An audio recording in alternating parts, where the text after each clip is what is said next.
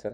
नमस्कार. आपलं स्वागत आहे आयकॉन स्टील प्रस्तुत बिल्ड आयकॉन या उपक्रमामध्ये. आज आम्ही आलो धाराशिवमध्ये आणि माझ्यासोबत आहेत इंजिनियर चंद्रशेखर इंगळे सर, की खरं तर 1984 पासून, म्हणजे मी मगाशी गमतीनं जसं त्यांना म्हणालो की माझा जन्म 85चा, एवढ्या वर्ष म्हणजे 40-41 वर्ष ते या क्षेत्रात अतिशय उत्तमरित्या कार्यरत आहेत. खरं तर जेव्हा माणूस इतके वर्ष एखाद्या क्षेत्रात अविरतपणे काम करत असतो, अखंड काम करत असतो, तेव्हा त्याच्या मागे अनुभवाची तितकी मोठी शिदोरी असते आणि तो सगळा प्रवास त्या निमित्तानं आम्हाला या बिल्ड आयकॉनवर उलगडायचा आहे. तर बिल्ड आयकॉन हा प्लॅटफॉर्मच असा आहे ज्यामध्ये तुमच्यासारख्या तज्ज्ञ, अनुभवी प्रथितयश इंजिनियरकडून आम्हाला तुमचा अनुभव तर हवाच आहे आणि सोबत या क्षेत्रात जी नव्याने तरुण इंजिनियर्स येणार आहेत त्यांच्यासाठी काही मार्गदर्शक मूल्य त्यातनं मिळावीत, त्यांना यात अनुभवाचे बोल त्यांना ऐकवता यावेत, यासाठी हा सगळा प्लॅटफॉर्म आहे. त्यामुळे तुम्ही मनमोकळेपणाने भरभरून बोला या सगळ्यावर. सो आधी गप्पांना आपण इथनं सुरुवात करूया, ते म्हणजे तुमचं शालेय जीवन, त्याच्यानंतर तुमचं कॉलेज आणि सगळ्यात महत्वाचं म्हणजे सिव्हिल इंजिनिअरिंग या फील्डमध्ये येण्याची प्रेरणा कोणाची होती, ज्यांच्यामुळे तुम्हाला असं वाटलं की आपण या फील्डमध्ये आलं पाहिजे? काय सांगा? तसं तर शालेय जीवन जर म्हणलं तर तुम्हाला हे वाटेल, हां. कौतुक म्हणजे आश्चर्य वाटेल आश्चर्य. हां.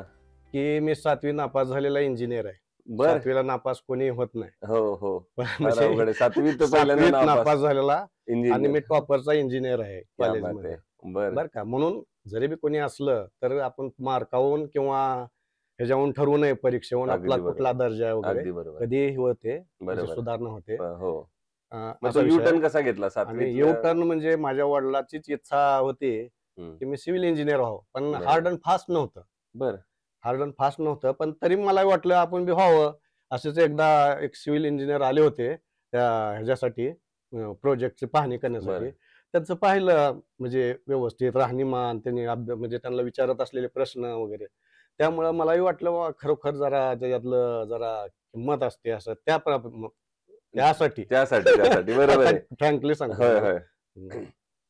आणि मग तुम्हाला असं वाटलं, पण तुम्हाला स्वतःला मनात कोण होतं की प्रत्येकाला लहानपणी कोणतरी बनावं असं वाटत होतं, असायचं जेव्हा तुम्हाला, तेव्हा काही वेगळं वाटत होतं का की मी हे बनावं? मला एक वाटत होतं, मला मुलं वगैरे, आता मी सध्या हे नाही, पण त्यावेळेस मला वाटत होतं कुठला तर आर्टिस्ट व्हावं वाटत होतं. अच्छा, बरं. हा, पण कुठली कला आहे मग तुमची आवडीची? आर्टिस्ट व्हावं वाटत होतं. हं, हं. कला म्हणजे आता काय मला एवढं गाता वगैरे येणार नाही, बरोबर. पण मी पण गायन वगैरे सुद्धा करत होतो क्या थोडंसं. बात आहे. सो पण कलेकडे ओढा होता तुमचा. आणि म्हणजे कसं असं इंजिनिअरिंग करत असताना, ड्रॉइंग शीट काढत असताना वगैरे बर. टेप लावून मी अभ्यास करत होतो, विशेष म्हणजे. अच्छा. हा, टेप म्युझिकची लावून. जास्त आवड हा, होती. आणि त्याप्रमाणे मग कधी कधी मित्र कंपनी म्हणायची. माझा एवढा आवाज काय असा फार प्रसिद्ध सिंगर वगैरे नव्हतो, बरोबर. परंतु मित्र कंपनी म्हणायचे, अरे मन की, म्हणजे ड्रॉइंग काढत काढत म्हणायला लावायचे मला गाणं. वा वा. ते आता पाठीमागचे दिवस आहेत. म्हणायचं. होय, बरोबर आहे. हा, हा. पण ती आता उलट आहे. आता एवढ्या सगळ्या कामाच्या दडगडीत ती हॉबी चालू आहे का थोडी तरी, घरातल्या घरात तरी? नाही, गुणगुणत असतो सर मी. बरं. आणि मला मोठ्या आवाजात गाणे ऐकायची सवय होती. अच्छा. आणि इन्स्पायरिंग हं. जे गाणे आहेत ते. हो हो, ती परंतु होते काय सर, तसं जर हे केलं तर आपल्या आजूबाजूला डिस्टर्ब होणार ना, डिस्टर्ब होणार. म्हणून मी कधी कधी शेताकडे गेल्यानंतर गाणे मोठ्या ऐकतो. आवाज वा वगैरे वा हे वा. करतो. कारण आता तुम्ही ज्या क्षेत्रात इतकं काम करताय आणि इतकं मोठं काम करताय, त्याच्यानंतर बऱ्याचदा स्ट्रेस येत असतो माणसाला आणि त्या सगळ्यातनं बाहेर पडण्यासाठी संगीत हे खरं तर खूप मोठा उपचार आहे, जो तुमच्या पाठीशी ऑलरेडी तुम्हाला त्याची आवड आहे, त्यामुळे खरं तर सगळ्यात महत्वाचं आहे. बरं, पुन्हा एकदा इंजिनिअरिंग फील्डकडे येऊया. मग नंतरचा प्रवास कसा होता? तुम्ही इंजिनियर पर्यंतचा प्रवास आपण ऐकला तुमचा, त्याच्या पुढचा प्रवास कसा होता? मग त्याच्यानंतर तुम्ही कुठे सर्व्हिस प्रॅक्टिस केली का, स्वतःची कन्सल्टन्सी सुरू केली, तर त्याच्यानंतर काय घडलं इंजिनियर झाल्यानंतर?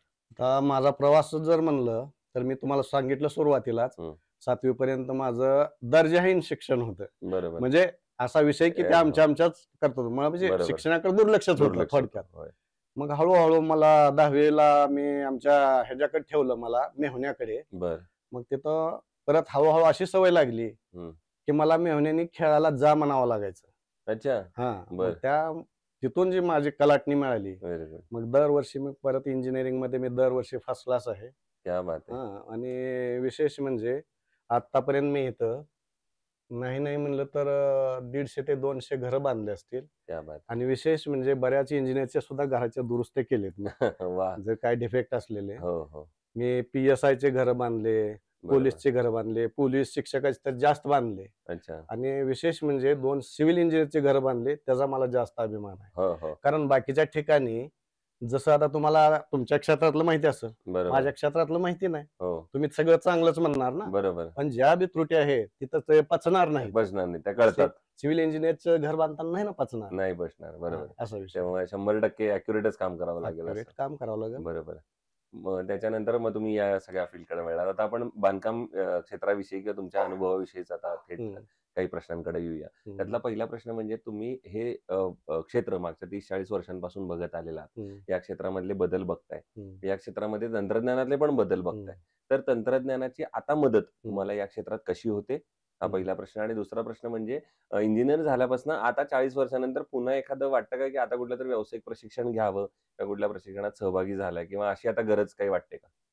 नाही सर, सहभाग म्हणण्यापेक्षा आता थोडक्यात आपल्याला हे रिटायरमेंट जशी म्हणते शासन डिक्लेअर करतं, पण हो. आपलं प्रायव्हेट कन्सल्टन्सी आहे. हो, त्याच्यामुळं स्वतःच किती दिवस करायचं. आता हो. मी बरेचसे 2-4 इंजिनियर तयार केले वा. आणि माझं एक वैशिष्ट्य आहे सर, मी काय फार विद्वान नाही किंवा फार तुम्ही म्हणत बी असले एक्सपिरियन्स आहे आहे, साहेबाचा, हो. पण असं नाही. पण जे बी आहे माझ्या वडिलांनी एकच सांगितलेलं, की जे आपल्याला माहित आहे ते दुसऱ्याला सांगावं. अगदी बरोबर. मी पूर्ण म्हणजे टेक्निकली सुद्धा परफेक्ट नसेल, हो, पण जेवढं माहिती आहे ते तेवढं विनामूल्य सगळं दुसऱ्याला असे मी 2-4 इंजिनियर तयार केले. वा, वा. म्हणजे त्यांना मदत झाली ते म्हणतात. ते म्हणतात. हा. बरोबर आहे. आपण नाही म्हटलं पाहिजे. हा, पण हा. सगळ्यात हे पण महत्वाचं आहे. कारण हे ज्ञान असंच आहे, की आपण नुसते ते म्हणीत म्हणतो किंवा ऐकतो, वाचतो, हम्म, की हम्म, ज्ञान दिल्यानं वाढतं. हम्म. पण ते जेव्हा प्रॅक्टिकलमध्ये सुद्धा करण्याची हिंमत, ताकद आणि तसा अनुभव असावा लागतो आणि तसं तुम्ही त्या एका अर्थाने करताय. हम्म. दुसरं या क्षेत्रामध्ये तुम्ही बघितलं असेल, की कामगार हा कायम मध्य केंद्रस्थानी राहिलेला आहे. हम्म, कामगारांचं प्रमाण खूप मोठं आहे. हम्म. त्यामध्ये अकुशल कामगारांचं प्रमाण पण खूप मोठं आहे. होय. आणि अकुशल कामगारांकडून काम करून घेणं हम्म. हे कितपत धोकादायक आहे असं तुम्हाला वाटतं किंवा तुम्ही कसं त्याबद्दल काम करता? त्याच्याबद्दल तुमचा काय अनुभव? ही फार वाईट गोष्ट आहे सर. मी असं बऱ्याच वेळेस पाहिलं, काही ठिकाणी रेसिडेन्शियल मध्ये वगैरे ठीक आहे गव्हर्नमेंटचे प्रोजेक्ट वगैरे, पण हम्म. रेसिडेन्शियल मध्ये हम्म. विना इंजिनियरची कामं करतात. हे हो. अतिशय धोकादायक आहे. खरंय, खरंय. आणि तुम्ही पाहिलं पण असेल सर, पुण्या मुंबई सारख्या ठिकाणी सुद्धा हो, काय इंटरनल डेकोरेशन करताना वगैरे बरेचसे अपघात झालेले आहेत. हो, हो. तर त्याचं कारण काय? कुठला तर बीम तोडणे, हम्म. म्हणजे बीमला ड्रिल पाडत असताना हो. त्याला तोडायचं नव्हतं, पण ड्रिल पाडत असताना त्याच्या रिन्फोर्समेंट आणि स्टील हा सगळ्यात महत्वाचा. इमारतीमध्ये सगळ्यात महत्वाचा घटक आहे, सिमेंट आणि स्टील. बरोबर. पण नुसत्या सिमेंटनं काही होणार होणार नाही. नाही. स्टील लागेल मल्टीपर्पज जर बिल्डिंग म्हणलं तर स्टील शिवाय नाहीच. बरोबर, हा, बरोबर. त्यामुळं तर त्या ठिकाणी असं वापरणं अतिशय धोकादायक आहे. कुणीही वापरू नये तसं, म्हणजे विना इंजिनियरचं काम करू नये. बरोबर आहे. दुसरं या फील्डमध्ये प्लॅन या स्टेजला अतिशय महत्व आहे. कारण प्लॅन शिवाय तुम्ही पुढे जाऊ शकणार नाही कन्स्ट्रक्शन मध्ये. येस. तर प्लॅनिंग या स्टेजचं महत्व कसं आहे आणि तुम्ही रेसिडेन्शियल मध्ये काम करत असताना प्लॅन या फेजवर कसं काम करता जेणेकरून नंतर काही बदल जास्त होणार हा नाही? हा हा आता काय करतो सर, मला जवळपास मी उस्मानाबाद शहरात 1000 ते 1200 जणांचं प्लॅनिंग केलं असेल. बरोबर. मग त्यामध्ये काय झाले, मला काय माहिती आहे त्याच्यापेक्षा त्यांच्याकडून बरंचसं शिकायला मिळालं. अगदी बरोबर. मग मी काय करतो असतो, असं बसल्यानंतर लगेच डायरेक्ट प्लॅनिंग करायला नाही चालू करत. बरोबर. तर मी त्यांना बोलवून घेतो, त्यांना वेळ देऊन मग सांगा तुमची रिक्वायरमेंट काय, डिमांड काय तुमचं, आणि त्याप्रमाणे मग त्यांना विचारतो मी आपलं, बाबा किती रूम पाहिजे, कशा पाहिजे, वास्तुशास्त्र तुम्हाला म्हणजे कितपत तुम्हाला म्हणजे अलीकडे जास्त आहे ना हो, हो, हो. वास्तुशास्त्राचं. हल्ली बरेच जण फॉलो हा करतात. हा पण मी म्हणत असतो ऍज अ इंजिनियर म्हणून तुम्हाला वास्तुशास्त्रापेक्षा सुद्धा सगळ्या रेसिडेन्शियल मधले जे युनिट आहेत, for example kitchen, bedroom, toilet, staircase, ह्याचा सहजासहजी आणि कमी ह्याच्यात श्रमामध्ये कसा वापर करता येईल ह्या बेसवर इंजिनिअरिंग वा, आणि प्लॅनिंग करत असतो. क्या बात आहे, क्या बात इंजिनियर म्हणतं. आहे. हे महत्वाचं आणि आहे. ते करत असताना बरोबर. वास्तुशास्त्राविषयी जी माहिती मिळाली हो. ती मी जास्त खोलात बी जात नाही, मला माहिती घ्यायची बी गरज नाही.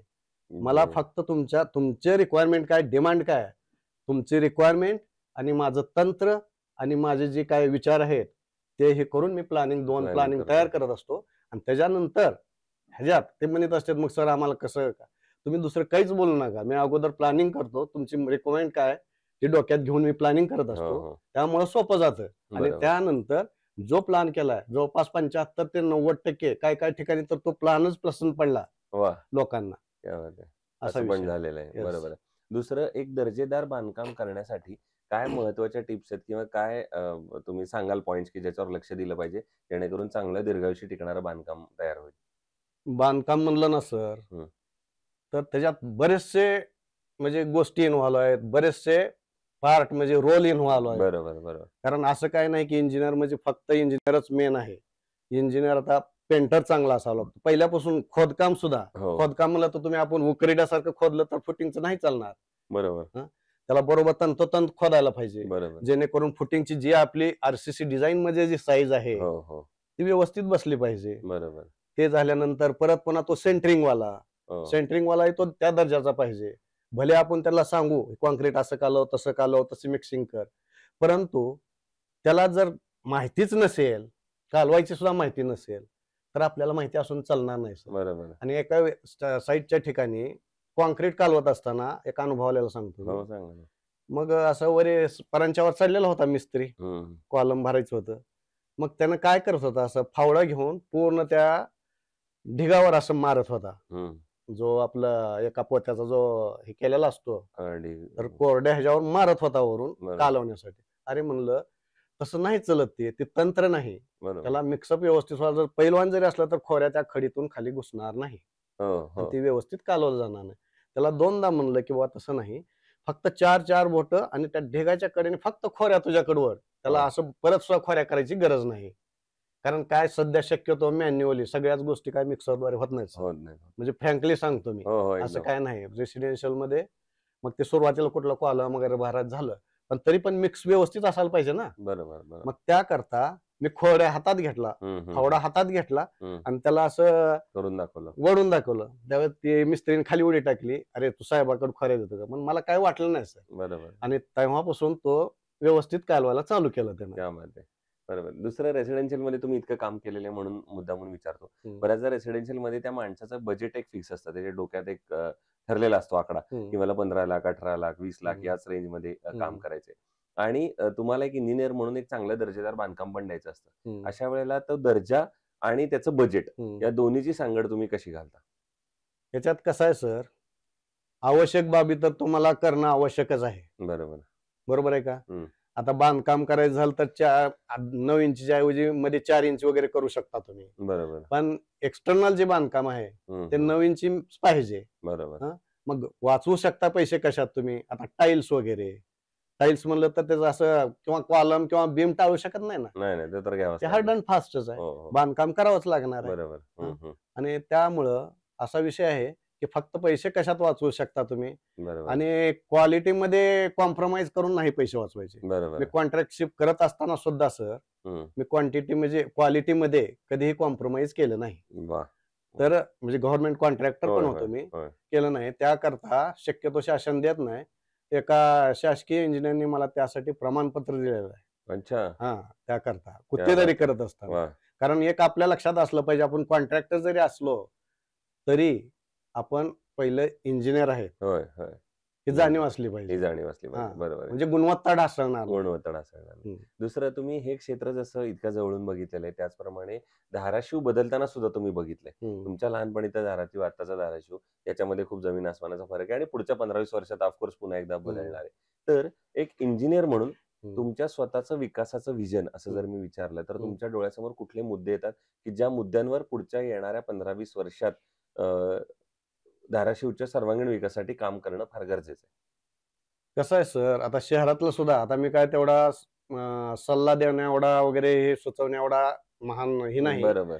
तरी सुद्धा काय त्रुटी शहरामध्ये वगैरे दिसतात. हो त्याला सुद्धा प्लॅनिंग असायला पाहिजे सर. नगरपालिकेचे इंजिनियर असो, कुठले जे संबंधित BC जिल्हा परिषद कुठले काय इंजिनियर असो, बऱ्याच वेळेस काय असते प्लॅनिंग म्हणजे उभ्या आडव्या रेगा मारणं नुसतं नाही. हो तर त्याकरता वेळेचं प्लॅनिंग, समजा त्या ह्याच्यातलं सुरुवातीला आता शहरामधलं जर काय करायचं आहे बरोबर. तर अगोदर रोड का, गटार का, वॉटर सप्लाय हे आधी ह्याचं सुद्धा नियोजन असायला पाहिजे. ते सुद्धा प्लॅनिंगचाच मुद्दा आहे. अगदी पण अगदी बऱ्याच जणाला तिथं काय असतंय की पूर्णपणे टेक्निकल टीमच नसती. बरोबर. हे दुर्दैव आहे सर. हो अगदी बरोबर आणि आहे. काय असतंय तिथून एकदा टेंडर मंजूर झालं वगैरे, रोड आणि टेक्निकल माणसंच करतात. हो, वॉटर सप्लायचं महत्वाचं असलेलं काम अशाच माणसांना दिलं अशाच जातं. माणसाला दिलं जातं. आणि त्यामुळे होते काय, अगोदर रोड करायचे, रोड केल्यानंतर चांगले करायचे रोड केल्यानंतर पुन्हा वॉटर सप्लायची लाईन टाकायची. हो परत काढायचं. कितपत म्हणजे योग्य आहे. त्यानंतर ते झालं, रस्ते खराब झाल्यानंतर परत पुन्हा गटारीचं यांच्या डोक्यात येतं, गटार करायचे.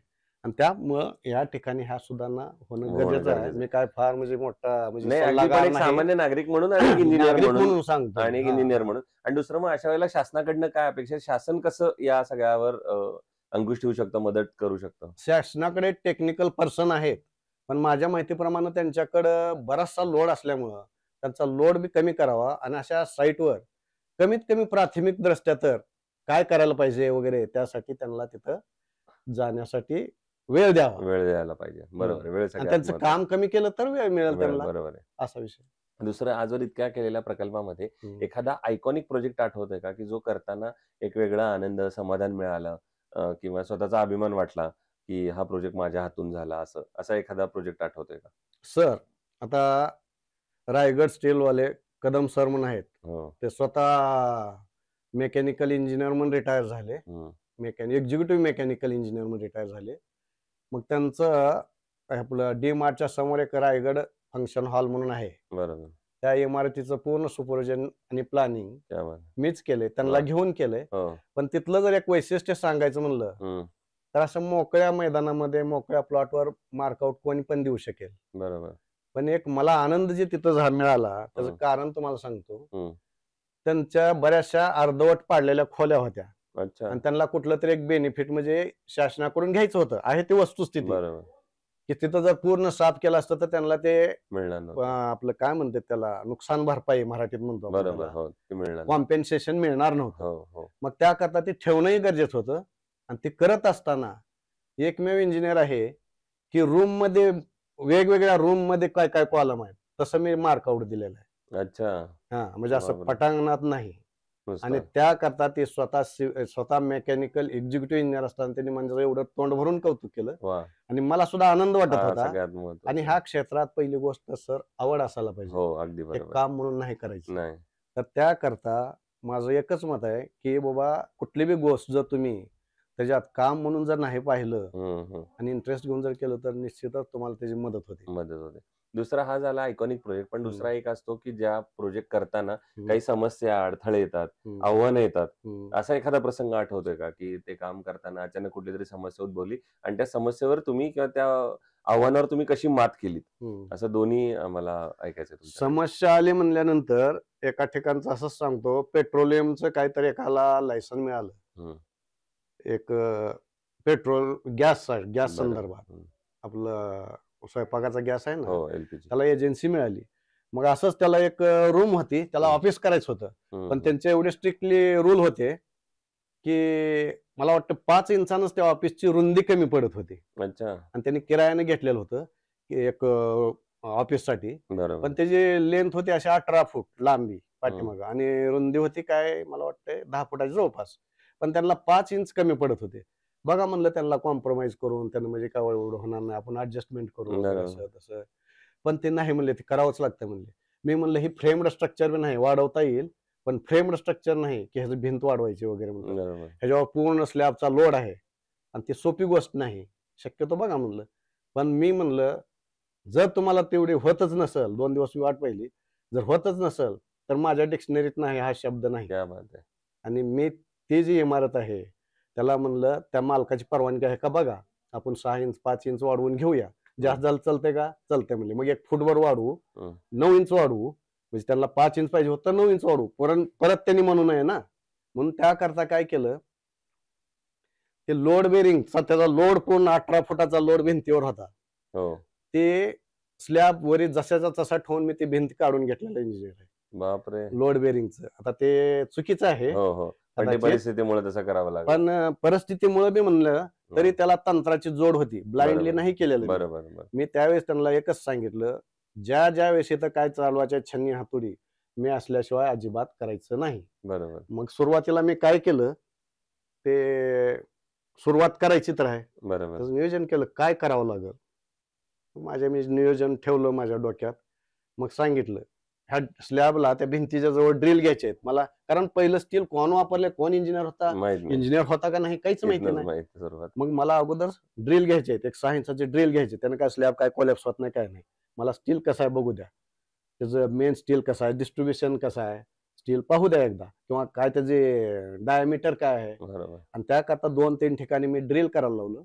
ते केल्यानंतर माझ्या लक्षात आलं की जे आपण म्हणतोय तसंच जे लॉंग स्पॅन आहे त्याच्यावरच मेन बार रेस्ट झालेले असतात आणि लोड टोटली त्याच्यावरच असतं आणि हो. तेच भिंत काढायचं आव्हान आहे आपल्याकडे. हो हो मग ठीक आहे म्हणलं. मग त्यांना सांगितलं मी एक 4 इंच 6 इंचाचा गर्डर आणायला सांगितलं. हो आपलं स्टील गर्डर. बरोबर सिल्कर स्टील गर्डर आणला तर आव्हान असे असायचे, स्टील गर्डर आणला, त्याला हे करून जॅक लावून चढवलं, टाईट हो. केलं. पण तो रेस्ट झाला पुन्हा लोड बेरिंगच्या भिंतीवरच. हो उद्या त्याच्यावर लोड येऊन जर बीम ते भिंत फाडत गेला तर हो आव्हान आहे. म्हणजे अगोदर विचार केला काम करायच्या अगोदर टोटली. तर अवघड आहे. परत डोक्यात आलं त्याच्यासाठी काय करू आपण एक 3 फुटाचे ब्लाइंडली बरं का म्हणजे थोडं 3 फुटाचं आपण एक त्याला बेड केल्यासारखं आरसीसी बेड करू. बरोबर भिंतीतलं कोरून आणि ते गर्डर लावल्यामुळं आणि भिंत बी पाडलेली नव्हती त्याच्यामुळे बोळ पाडायला काय टेन्शन नव्हतं.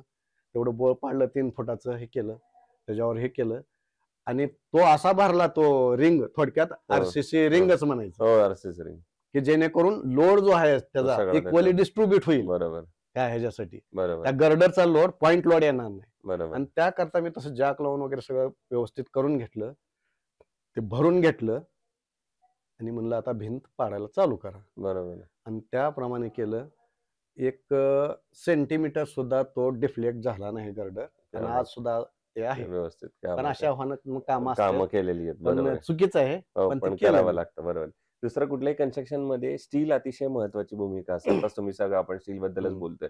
तर मग ते स्टील निवडताना आणि या सगळ्यात महत्वाचं म्हणजे आपण या भूकंप प्रवण क्षेत्रात सुद्धा आहे. तर अशा वेळेला स्टील निवडताना तुम्ही काय काळजी घेता किंवा कशा पद्धतीचं स्टील तुम्ही निवडता? त्याचे पॅरामीटर्स काय लावता तुम्ही स्टील निवडीचे? आता सर कसं आहे मी बऱ्याच कंपनीच्या मार्फत वगैरे वेगवेगळ्या प्रोजेक्टला पण व्हिजिट दिलेली आहे बरोबर. गेलेलं आहे. तिथं मग बऱ्याच वेळेस ते टेक्निकल प्रॉब्लेम वगैरे कळतात. त्यांनी हम्म. प्रत्यक्ष दाखवले, लॅबमध्ये दाखवले, बरोबर. सगळं झालं. मग त्यात असा विषय आहे सर, बऱ्याच म्हणतोय मी. पण आपल्यात एक म्हण आहे बघा, घोडा आणि गाढव सारखं दिसतं. बरोबर. पण ज्या ठिकाणी वापरायचं तिथंच वापरतो. क्या बात. पण मला एकच म्हणायचं आहे, घोडा म्हणजे गाढव कोण आहे वगैरे काय मला म्हणायची गरज नाही. पण आयकॉन स्टील हे घोडाच आहे क्या हे बात माझ्या आहे. अनुभवावरून सांगतो मी. वा वा वा. त्यामुळे हा झाला आयकॉन स्टील बद्दलचा अनुभव. आणि दुसरा शेवटचा प्रश्न म्हणजे या क्षेत्रात आता जी नवीन तरुण इंजिनियर येणार आहेत तर त्यांना तुम्ही एक अनुभवाचे बोल तुमच्या वडिलकीचे बोल किंवा इतक्या यशाचा फॉर्म्युला काही म्हणा त्याला तर तो काय गुरुमंत्र द्याल तुम्ही या क्षेत्रात जे नवीन तरुण इंजिनियर्स येत आहेत त्यांना? सर मी एवढा सल्ला देणे एवढा विद्वान बी नाही, हो. एवढं माहिती बी नाही. हो पण माझ्या तोकड्या माहितीनुसार हो मी बऱ्याच ज्युनियर इंजिनियरना, क्लायंटला किंवा जे बांधकाम क्षेत्रात आहेत त्यांना एकच सल्ला देतो. आपण बराच वेळेस इन करून वगैरे फक्त स्लॅबवर जाऊन उभा राहतो. बरोबर. पण सगळ्यात महत्वाचं जर काय असेल तर फुटिंग आहे हो आणि त्याकडेच दुर्लक्ष अनटेक्निकल माणसं तिथं भरत असतात. बरोबर. तर त्या ठिकाणी त्याला खालून म्हणजे साईड कव्हर पुन्हा बॉटम कव्हर व्यवस्थित आहे का, आपल्या बायलॉज प्रमाणे आहे का, बरोबर. ते स्टील चेक करणं, ते कॉलम एक्झॅक्ट परफेक्ट बरोबर आहे का सेंटरवर, बरोबर. ह्या गोष्टी सुद्धा पाहणं गरजेचं आहे. आणि हो. ज्या ठिकाणी ठीक आहे तुम्ही बांधकाम प्लास्टरला एखाद्या वेळेस तुम्ही नाही गेलं तरी म्हणजे किंवा अब्सेंटी असेल एखाद्या वेळेस तरी चालेल. हो, पण ज्या वेळेस आरसीसी काम चालू आहे त्यावेळेस तुम्ही तिथं प्रेझेंटच असलं पाहिजे. असलं पाहिजे. माझा तर एक सल्ला असतो बऱ्याच की मी असल्याशिवाय भरायचं नाही. बरोबर. आणि जात मी इंजिनियरना वगैरे एकच सांगा, इंजिनियरना म्हणजे ज्याला माहिती नाही त्याला मी मोठ्या इंजिनियरना असा सल्ला देणारा माणूस नाही. बरोबर आहे. परंतु तुम्हाला जर उत्कृष्ट दर्जाचं जर बांधकाम करायचं असेल हो तर आयकॉन स्टील सारख्या म्हणजे थोडक्यात काय म्हणू आवश्यक व विशेष गुणधर्म असलेले जे स्टील आहे क्या बात आहे. आयकॉन हो अशा स्टीलचीच तुम्हाला निवड करावी लागेल. वा. जेणेकरून तुमच्या कामाची गुण म्हणजे ज्या बांधकाम करण्यासाठी किंवा जे बांधकाम तुम्ही रेसिडेन्स म्हणून किंवा बरोबर. प्रकल्पासाठी करत आहेत बरोबर. त्याची गुणवत्ता, त्याचा दर्जा, त्याची ताकद आणि बरोबर. त्याचं आयुष्य वाढण्यासाठी तुम्हाला आयकॉन स्टील मदत करेल. हे फक्त मी अनुभवावरून सांगतो. वा बस क्या बात. एवढे बोलून सो हे होते इंजिनियर चंद्रशेखर इंगळे सर. आणि त्यांनी त्यांच्या शब्दातच सांगायचं झालं तर पुस्तकी ज्ञानापेक्षा अनुभवाचं ज्ञान हे अतिशय मोठं असतं आणि तोच अनुभवाचा मोठा खजिना त्यांच्याकडे आहे. कारण मागच्या 40 वर्षांपासून ते या क्षेत्रात काम करतात. सगळ्यात महत्त्वाचं म्हणजे या क्षेत्रात जे तरुण इंजिनियर्स येणार आहेत, नवीन मुलं येतात, त्यांच्यासाठी सुद्धा त्यांनी महत्त्वाचं सांगितलं ते म्हणजे सिव्हिल इंजिनिअरिंग हे फील्ड कम्प्युटर इंजिनिअरिंग सारखं नाहीये, की जिथे एका ऑफिसमध्ये बसून तुम्हाला काम करायचंय. हम्म. हे फील्ड आहे जिथं तुम्हाला स्वतः उतरायचं आहे आणि स्वतः तिथं बघायचंय, स्वतःच्या डोळ्यांनी ते बघायचंय, कानांनी प्रत्येक गोष्ट ऐकायची आहे आणि तरच तुम्ही यशस्वी व्हाल, तरच ते काम दर्जेदार होईल आणि यासाठी कष्टाची, मेहनतीची तयारी ठेवा. तर पुन्हा एकदा सर आपले आभार, की तुम्ही इतक्या मनमोकळेपणाने गप्पा मारल्या, तुमचे अनुभव सांगितलेत आणि तुम्ही हेही कबूल केलं जसं तुम्ही एक मगाशी सांगितलं त्याप्रमाणे, की 7वी नापासवाला किस्सा. पण जेव्हा माणूस ठरवतो आणि तेव्हा तो स्वतः त्या अभ्यासाची आवड तुम्ही निर्माण करून घेतली. तुम्ही स्वतः फर्स्ट क्लासमध्ये पास झालात. हाही एक दिवस. आज इतक्या वर्षांचा अनुभव आहे, हाही एक दिवस. सो येणाऱ्या अशाच काळात तुमच्याकडून उत्तमोत्तम आयकॉनिक प्रोजेक्ट घडावेत, हीच माझ्याकडून आणि आयकॉनशील दोघांकडून मनःपूर्वक शुभेच्छा. सर जात जात एक सांगतो, धन्यवाद मानायच्या हो. अगोदर. माझं एक सर्वांना आव्हान आहे, चांगल्या प्रॉडक्ट विषयी चांगलं म्हणायला मला काय वाईट वाटणार नाही. बरं. तर मी अनुभवावून सांगतो की बरेच जे ज्युनियर लोक आहेत त्यांनी एकदा तरी कमीत कमी आयकॉन स्टील वापरून बघावं. मी काय कोणाची ऍडव्हर्टाईज करत नाही, बरोबर. परंतु वापरून बघावं. त्याचे जे लवचिकता, डक्टिलिटी म्हणतो आपण, त्याची स्ट्रेंथ जी आहे ती इतरापेक्षा, मगाशीच मी सांगितलं, घोडा आणि गाढव दिसायला सारखे जरी असले तरी गुणधर्म त्याचे फरक आहे. गुणधर्म वेगळे. आणि जात जात तेवढंच सांगतो मी की हो. त्यांनी एकदा तरी कमीत कमी अनुभव घ्यावा. वा. बस एवढं Nice. बोलून धन्यवाद थँक्यू सर. थँक्यू मला बोलण्याची संधी दिली त्याबद्दल हा. आपले पण फार फार धन्यवाद धन्यवाद सर. थँक्यू.